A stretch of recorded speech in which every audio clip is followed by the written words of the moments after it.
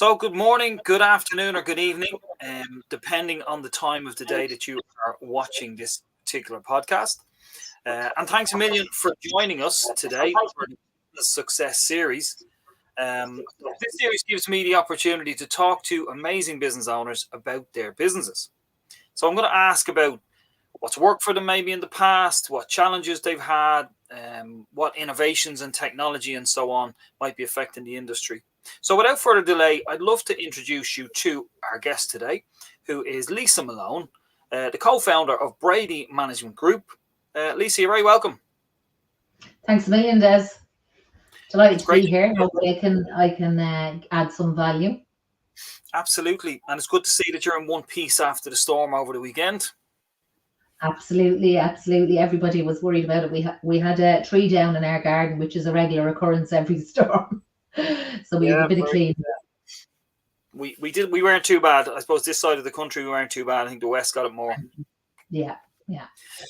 So, okay, so I'm going to get down to it. I want to know a little bit about the business, obviously. So tell us a little bit about your business and what inspired you to get into your business in the first place. Well, we have a very unusual story, Des. I'm self-employed since 2011, but as a sole trader, I don't think we take things seriously and say we're a business owner. We incorporated in 2016 because we went to America to help my sister, who does the same business as me and my sister Nora, who own this business. And my dad was out there and said she's working 24 hours, she can't keep up with the work. And myself and my sister went out for a month, and we actually came back in business and originally only worked on American clients. So we done that for a good period at the start. And we just, I think when Trump came into power, we started saying, well, we've all our eggs in the American basket here, and there's a bit of rumblings going on. So we decided to expand on this side, and thankfully, we've gone from 2 staff in a small office and room in our house to this lovely office we have here now. We've 8 staff at the minute. Super. So, yeah, we've gone really well. Good stuff. So looking forward to, I suppose, finding out a little bit more, I suppose, in depth about who it is you're looking after and what services you offer in that. Okay. So my next question is really around, we've all had challenges. So can you share a significant challenge that you faced in the business along your journey and how you have overcome that yourself and Nora? Well, look, as a business, we face challenges every day, Des, and I think we all know out there at the moment, staff is a big challenge for every business. It's very, very hard to get good staff. And, we're at the stage nearly where it's an employees market and they're being poached. So that's definitely a challenge, I think, for every business, not just ours. But I think, everybody for years to come is going to remember COVID and how much of a challenge that was for their business. And it certainly was for ours. We're a subscription-based service, so most of our clients pay us by the month. And of course, once COVID hit and everybody was sent home and there was nothing happening, ours was one of the first services that got cancelled. So overnight, we had no clients. Yeah. Now, I'm not saying that this was any great intelligent thinking on our behalf, but what happened for a lot of our clients was the government introduced all these schemes, the wage subsidy schemes, the grants, all of that kind of stuff. And we have a really good relationship with all of our clients. It's a very personal relationship that we have. And they were all struggling because they needed numbers and they needed figures and they needed reports to get those grants and to get those subsidies. So we ended up, for the most of COVID, we worked for free for all of our clients. We got no payment, but myself and my sister worked through COVID. We helped them, we got their numbers, we got them their schemes, we got them on their grants. And, we kept a lot of businesses alive with those grants.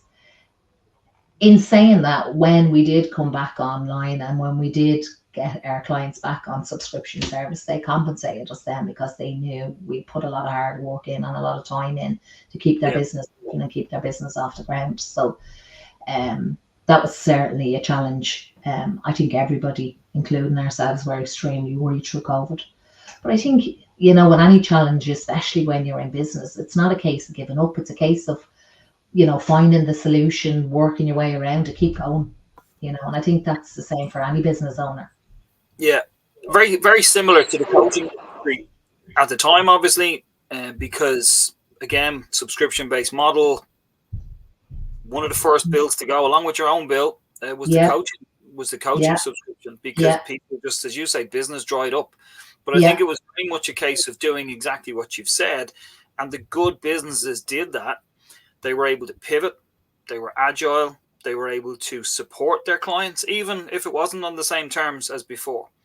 yeah, And I think anyone who took that approach, yes, there was some short term pain, but I think in the long run, I think that yeah. kind of really paid off for yourself and Nora and the business, because people really appreciated the support that you were giving them when they were absolutely in need. Absolutely.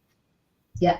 And to be honest, like all those clients that dropped off during COVID, we still work now with all of those clients because, like you said, they appreciate.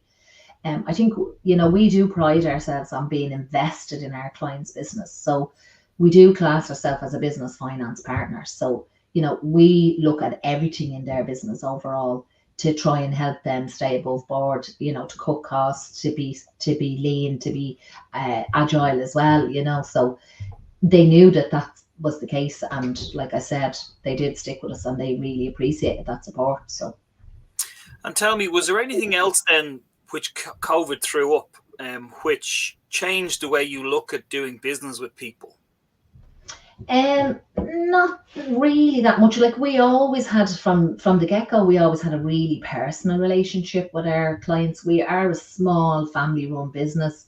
We're on first name terms with all of our clients. They can pick up the phone. So, we believe that, people buy from people. And when you can work with somebody that is a good fit and you can talk to on their own terms, or they know they can ring you up and ask the question or get the advice they need, then that's a really good basis for a business relationship. And I think, COVID, we just weathered that storm because of having that really good relationship. But we've always built the business around that model anyway. So I think for us, certainly from a business coaching point of view, one of the big changes was the fact that you recognized or realized that actually, do you know what? You probably don't have to be sitting in front of someone to just keep that relationship going. Certainly, and I'm going to be talking a bit about innovation now in a few minutes. But being able to have a Zoom call or Teams call or an online virtual session with someone who's the other side of the country, or you can't talk to because of restrictions like COVID, yeah. I think that helped. Well, it definitely did. I mean, everybody across business learned that the hybrid model can work, and that obviously is partly based on having a good relationship with your staff and your team and a trust relationship.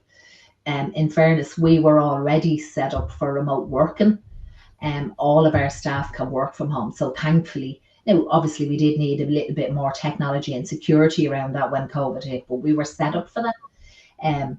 We're very lucky that all of our staff, although they can work from home, they prefer to come to the office. We've got a lovely atmosphere here.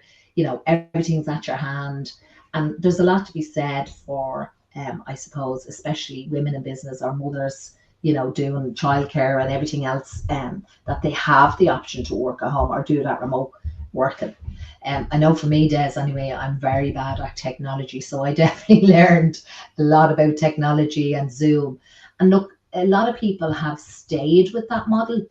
As you said, from COVID, there's less travel. You can do a meeting over Zoom. There's less time involved in that. And there's still a lot of us doing that. I used to do a lot of in-person workshops with the local enterprise office, not the LEOs, now the partnership offices.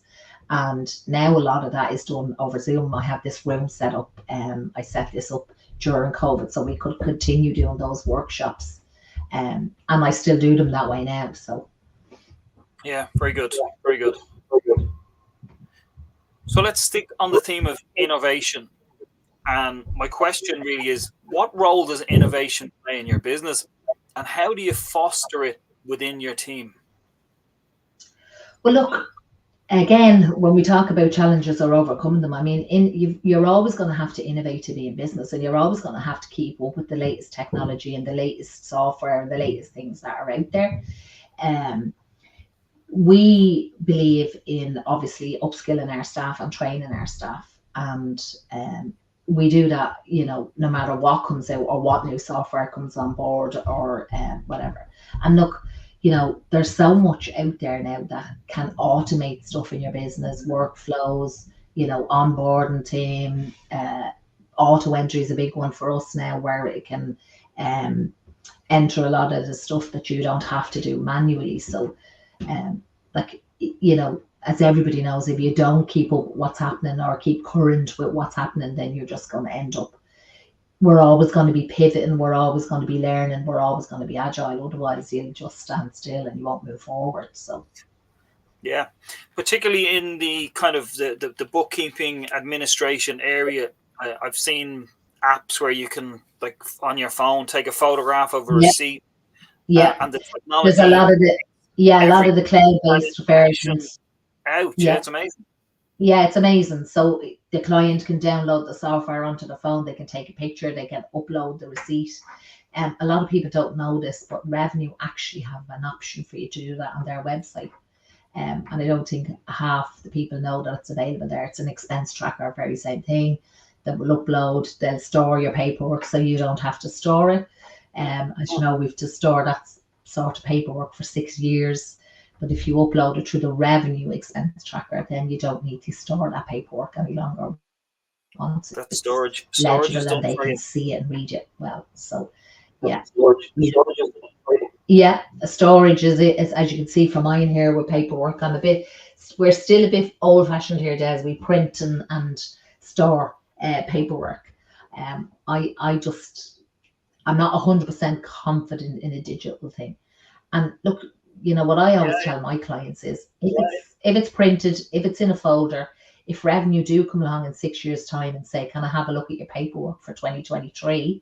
It's all in a folder. You can just hand it to them, and there's no stress involved then scrambling, looking for paperwork or looking for printouts and stuff. So I still am a little bit old-fashioned in that sense. Yeah, but I think there's lots of business owners who like to be able to do that as well, who prefer the paper trail, who prefer to say, here's my first invoice, here's my last invoice, here's this receipt, that receipt, what are you missing? And I'll give it to you. And I think sometimes... And look, I think a younger generation are more confident with digital storage and digital everything.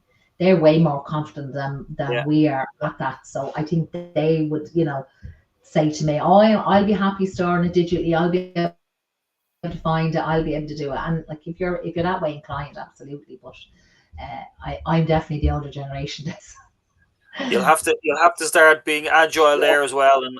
But you're right. The new generation have been they've been immersed in technology from the get-go. So it's the digital. We're living in a digital age, as they say. Absolutely. And I'm a digital dinosaur. That's what my daughter calls me. But I am learning, Des. I am taking courses. I'm getting on top of it, because you have to. You don't really have much choice. You have to keep I would agree. You have to. You got to stay up to date with it. Yeah. So tell me, what advice would you give someone now who's looking to start their own business? You've obviously been around in business for a couple of years now, and what advice would you give to someone starting out? I think starting off a business, well, look, as a business owner, you normally go into business because you're good at what you do, whether that's painting or plumbing or whatever it is, or you're good with numbers like me or whatever. But like, there is a whole other side to your business. And as a business owner, you should always be upskilling, whether that's in people management, leadership skills, the skills that you're lacking. Finances in particular is one of those where every time I meet someone, they say to me, oh my God, how do you do that job? It's my worst nightmare. And, I meet people and say, oh my God, technology is my worst nightmare. So we're always learning and upskilling. And the other thing I would always say is, what happens is they discover there is a whole other side to the business. So whether that's the financial obligations, their taxes. And unfortunately, there's a thing in Ireland where everybody's terrified of revenue, they're terrified of taxes. A lot of people terrified of numbers and just say, "Oh, I'm just not good at them." Um, Mm-hmm. but that side of your business is manageable. And even if you do decide to hire staff or outsource that job, I would always recommend to learn a little bit about it that yourself, because then you've got full, good control. You know what somebody should be doing on your behalf.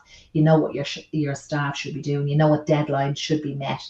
So don't fully put your trust in somebody to take care of it for you unless you really know what they should and shouldn't be doing on your behalf. Yeah, But I think it's.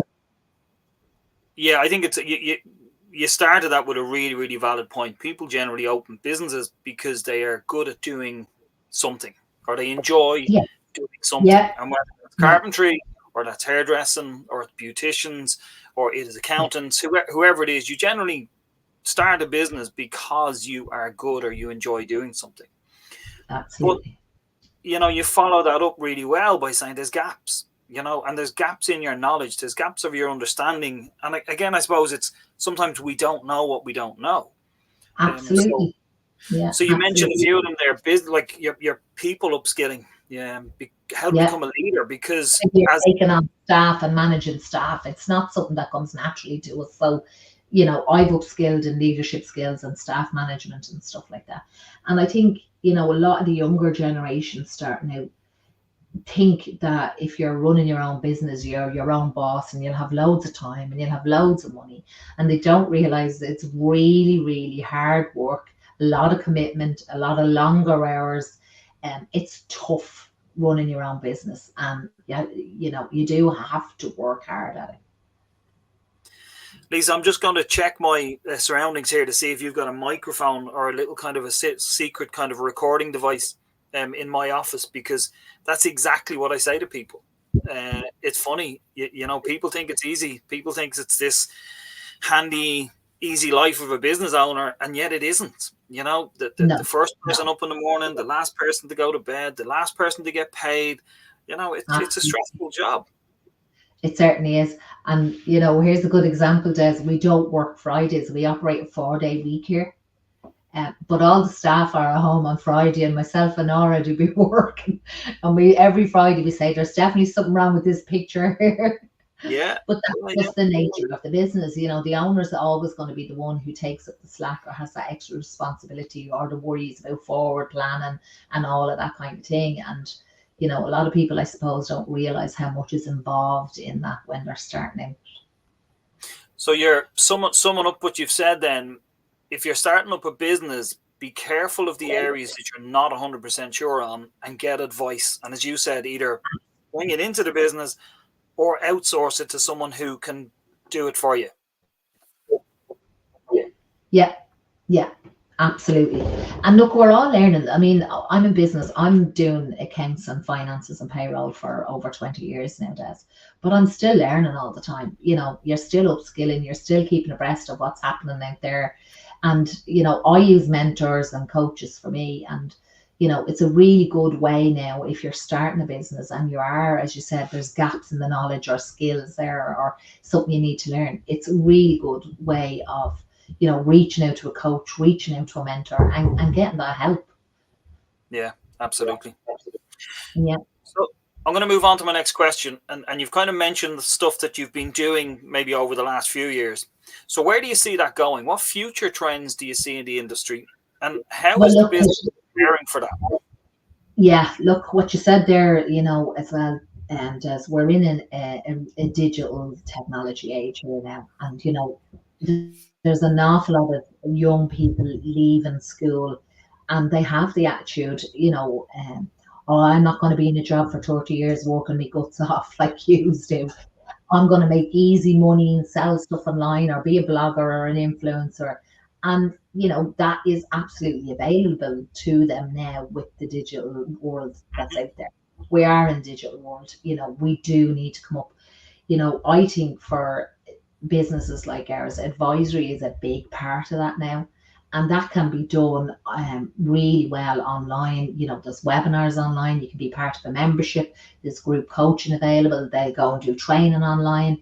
And that is really available for anybody out there now. And as a business, you're going to need to keep up with that digital technology out there, including AI. I mean, AI can do so many things. And as I said already, technology is one of my worst areas, and the whole idea of it stresses me out and causes me frustration. But I am learning what AI tools are available out there and what can be good and what can help our business. And you're just going to have to do that. That's definitely going to be something that's really going to disrupt our industry going forward. There's no doubt about that. But I think you've touched on a really, really important point there. You've got to adapt and adopt technology. You can't run away from it. I mean, if you think going back 10 years, 15 years, there was people who didn't like social media. And now I'm not doing social media. Technically, your business can't really survive. Yeah, but you've had to adapt that over the last few years. That's now gone to the next level with AI. And oh, God, yeah. I think if you're not adapting it or you're not trying to use it in your business, you get left behind pretty quickly. You will get left behind very, very quickly. I mean, you can see the shift towards the digital, like I said, the webinars, the memberships, the group coaching, that's all available. And those young entrepreneurs, that's where they're going to go when they're looking for advice or a webinar or a coach or training that they need. They're going to go there. And the AI is really a big part of that. And it can be very, very useful. Obviously, it's like anything that's new. We're not going to know the effects of it for a long time. And you will have to be careful around, GDPR, plagiarism, all of those things. But within reason, absolutely. I'm learning AI software and stuff that can help our business. And it's just part, like you said, 10 years ago, I still don't really be on social media. I'm doing a LinkedIn course at the moment to try and start leveraging that. But my daughter, I used to say to my daughter, well, I've survived about it this far, so I'm going to be fine. But you're not, and it's a lesson for me. I'm not going to be fine unless I get up to date and I start learning that side of things. It is, unfortunately, it's one of those kind of things. And I think one of the advantages that you have is the size of your business. I often find that if you've got a huge, big business, it's like a big tanker. It takes ages to move it and change the direction of it. But a smaller business is very agile and you can implement changes very, very quickly. Very quickly. Absolutely. Yeah, absolutely. Very good. So one other question for you, and it's around problems and frustrations. We call them hot button issues. So these are issues. So these are problems and frustrations and concerns and fears that come across from your customers, I suppose, but your potential customers. Yeah. How do you overcome those issues with the solutions that you offer? Yeah. Like I said, probably one of the biggest things we find is that, when people go into business, it's because they're good at what they do. And then they discover they're wearing all the caps, particularly in the early days. And that includes finances, marketing, selling, everything that they just don't know anything about. But there is an awful misconception in this country. People are terrified of the revenue commissioners. They're terrified of taxes. They think that whole area is just way too complex for them to understand or learn. And don't get me wrong, there are a lot of complexities around taxes in Ireland. I mean, VAT is horrendous in Ireland, difficulty-wise. But the big thing is that they allow that side of the business to terrify them or scare them, and they put it on the long finger because it's one of the ones they can. I don't have to worry about the taxes till next year, so I'll worry about it then. And it's just one of those things that they can do.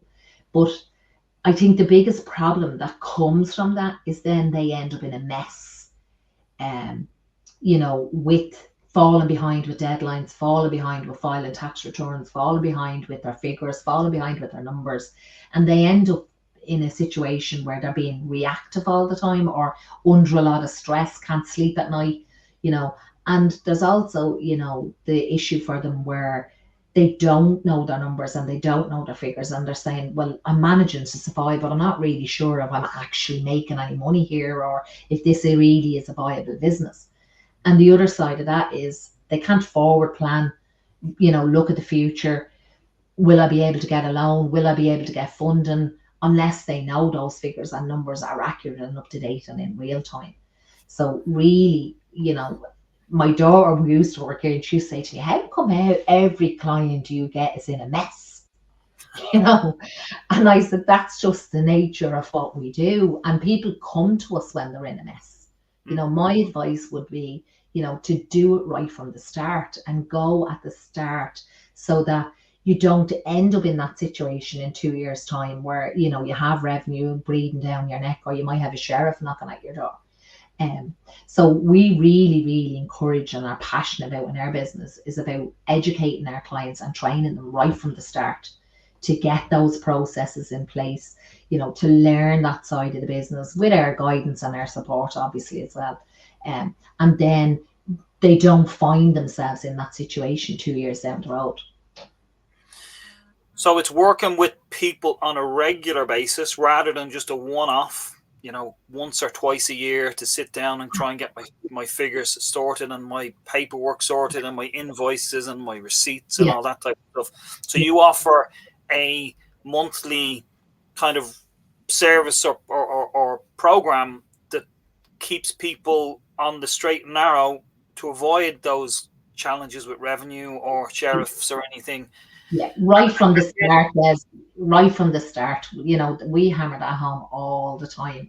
You need to do this, and just you realize that part of running your business is running what we call the household side of the business. Yeah. You need to be running that financial side and allow yourself the options, like I said, to be proactive and forward plan. Look at cutting costs, look at who's your best paying customer and start chasing more of them. Or, to have those insights and those decisions that you can make based on good, up-to-date, accurate numbers. So work with this on a regular basis and not just, I need to do it for my taxes at the end of the year, Yeah. But I think you've just said something there which is really important.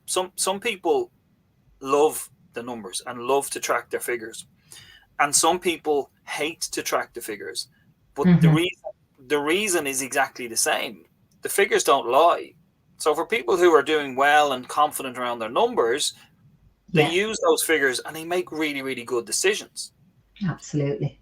People who are afraid of the numbers don't trust the numbers or don't really understand them enough. And then, as you say, they kind of scare away from them or try and hide from them a little bit because they're afraid that they won't like what they see. Yeah.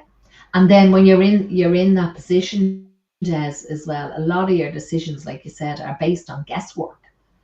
Well, I think I'm okay this month, or I think things look not, whereas, a good person who gets into those numbers and gets stuck into those and knows their business can make those really good decisions based on good, solid foundation. And I think probably that's our main message: get that solid foundation in place right from the start of the business.